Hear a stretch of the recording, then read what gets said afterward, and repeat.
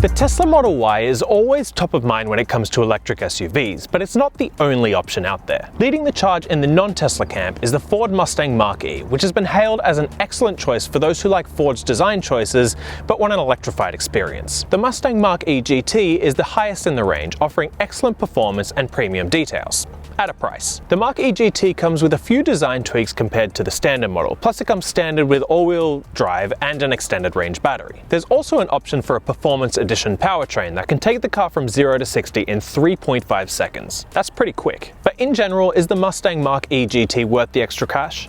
I've been driving it for a while now to find out. It's important to note that I'm checking out the 2021 model, and there's now a 2022 model available. Most of what I talk about will still be applicable though. If you've come to the Mustang Mach-E expecting something similar to the classic Mustang that you know and love, you're in for a shock. The Mustang Mach-E changes almost everything about that design, only preserving a few design elements from previous models. Perhaps the most obvious change is the fact that the car is quite a bit bigger than your average Mustang. The Mach-E is an SUV, not a coupe or a convertible like other Mustang models. That's not a bad thing though. Electric SUVs are all the rage right now, and frankly, the Mach-E is easily one of the best. Thankfully, however, despite the large size, the Mach-E still looks and feels sporty. The roof is relatively high, but the sleek curves help make it look smaller, in a good way. Ford also uses techniques like the two-step sloped rear, which makes the top of the car look a little more sloped while retaining space on the inside of the car. Unlike some models of the Mach-E GT has a slightly sportier front to it. That's thanks to the black faux grille on the front, which may not serve any real function, but definitely looks good. Electric car makers are still figuring out what to do with the front of a car without the need for an actual grille, but Ford has done a good job here. I just wish that the standard Mach-E had the same design elements. It has the slated brake lights and they look great. The 20-inch wheels with red brake calipers look super sporty too.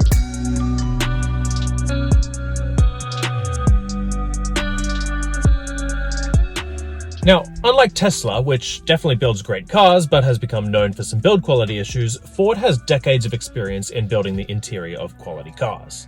It shows. The interior of the Mustang Mach-E is great, with soft-touch leather and premium stitching throughout. It generally looks and feels great. Now, it's not all perfect though. There's one weird control, and that's this physical volume knob on the display. Now, I'm all for physical controls, but this volume knob just looks and feels cheap. The front of the Mustang Mach-E GT is very comfortable. There's enough space for your phone, wallet, and keys without having to resort to using the cup holder to hold stuff that's not a cup. There's also a nice deep glove box, which can be covered as needed. The back is pretty spacious too, and there's enough legroom for most average-sized adults. And there's plenty of storage space in the trunk. There's 29.7 cubic feet of space in the trunk alone, with 59.7 cubic feet of space if you put the seats down. That's plenty. If that weren't enough, there's a frunk in the car too, though you can only open it from the inside of the car like you would any other car. Generally speaking, I love the look and feel of the Mach-E GT's interior. There are some weird touches to it, like the physical volume knob, but those things are easy to overlook. Now, the Mustang Mach-E is meant to represent Ford's vision of the future, and because of that, all the controls are screen-based. There's a huge 15.5-inch display at the front of the car, which is vertically aligned and pretty much controls everything. In general, the screen looks great. It's crisp and detailed and gets bright enough for most use, including in direct sunlight. I would have preferred a horizontal orientation, as the vertical alignment looks a little awkward, but it's not a huge issue and you'll get used to it.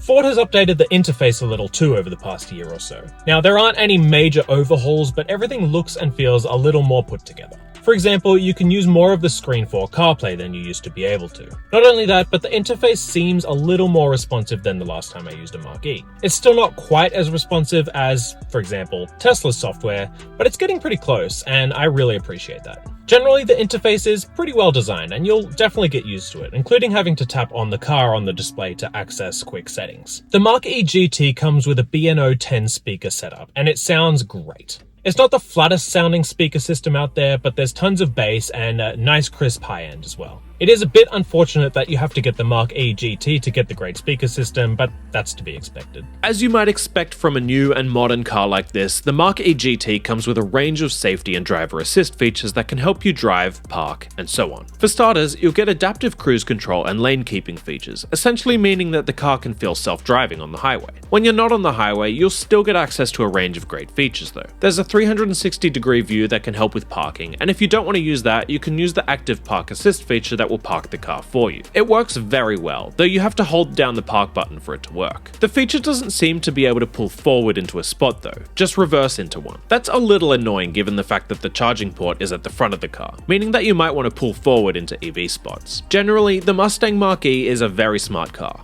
It doesn't quite offer the full self-driving features that you get on a Tesla, for example, but you probably want to drive your Mach-E anyway. Safety features, of course, you will want. The car offers things like automatic front collision braking and lane keeping. I obviously didn't test these features in depth, so I can't really speak to how well they work. The Mustang Mach-E doesn't quite have the range of the Mach-E California Route 1 edition, but the trade-off is the much better acceleration. The Mach-E GT comes standard with all-wheel drive with either an extended range battery, which will give you 270 miles of range, or a Performance Edition extended range battery, which downgrades the range to 260 miles in exchange for faster acceleration. The range on the Mach-E GT is pretty good, but not incredible. Most electric SUVs these days are pushing at least 300 miles. Of course, other models of the Mach-E hit that 300 plus mile range, so you'll have to decide if the upgrades on the GT are worth trading out some of that range. Thankfully, the car can charge relatively quickly. Its maximum charging speed is 150 kilowatts, which means it can get to 80% charge in 45 minutes. I never hit that maximum charging speed, though the car did charge relatively quick. Now, if you're considering a Mach-E GT, you don't necessarily care about the best range, you want the best performance. Thankfully, in that area,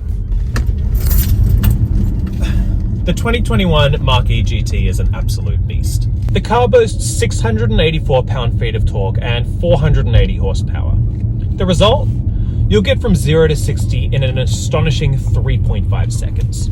Frankly, the Mach-E GT is easily one of the most fun cars I've reviewed. Now, you won't necessarily need all that acceleration in day-to-day use, but it can help in a pinch, for example, when you're overtaking other cars. Really though, it's just a whole lot of fun. The car offers other features that you would expect from a modern car in 2022 as well. The car offers single pedal driving, recapturing energy using regenerative braking when you take your foot off the accelerator. The regen braking isn't quite as hard as it is on some other cars, and the result is that I did have to use the brake every now and then. But generally, you should be able to get through most trips using only the accelerator pedal.